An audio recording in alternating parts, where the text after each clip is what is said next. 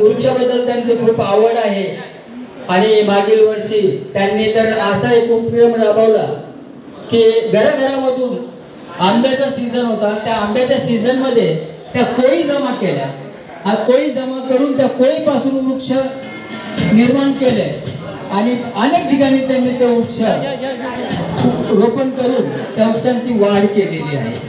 असे बी.आर. पाटील त्यांचं कौतुक करावं तेवढं कमीच आहे, म्हणून आम्ही बी.आर. पाटीलचं स्वागत करतो. मीनाताई आणि बी.आर. पाटील साहेब यांचं म्हणणं आहे की एक 4 ओळीचं गाणं त्यांनी लिहिलेलं आहे आणि त्यांचं म्हणणं आहे की ते गाणं मला या मंचावरच बोलायचं आहे. आता ते गाणं कशा प्रकारे मी तर सांगू शकत नाही, ते पाटील साहेबच सांगतील. तर मी सर्वांना विनंती करतो की ते 4 ओळीचं गाणं जरूर ऐकावं.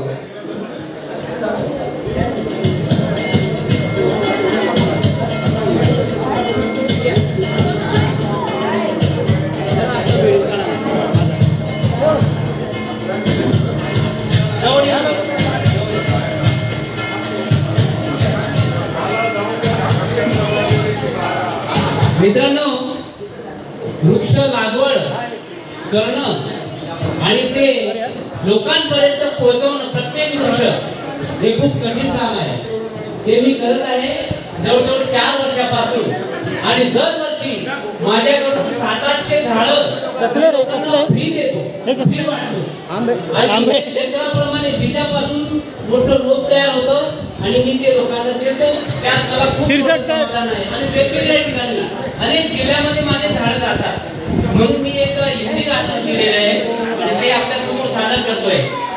इकडे शीर्षकचा फोटो घ्या, काय माणूस पेड़ लगाओ, पेड़ लगाओ, पेड़ उगाओ, पेड़ लगाओ भाई, सुनो सुनो भाई बहनों, अक्कल दाई माई, ला ला ला ला ला ला ला ला ला ला ला ला ला ला.